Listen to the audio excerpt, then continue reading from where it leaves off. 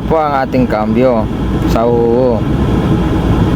Sa ilalim ng ating cambio, dito nakalagay ang splitter.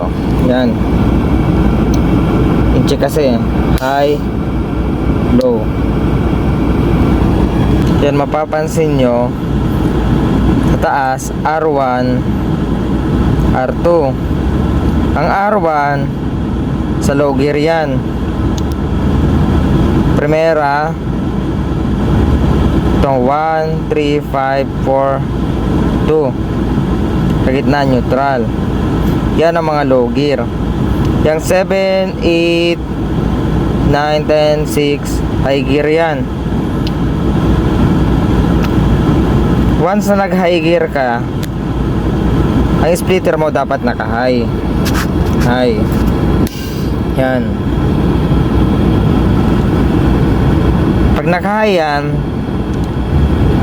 ibig sabihin naka-engage ang gear mo sa high speed.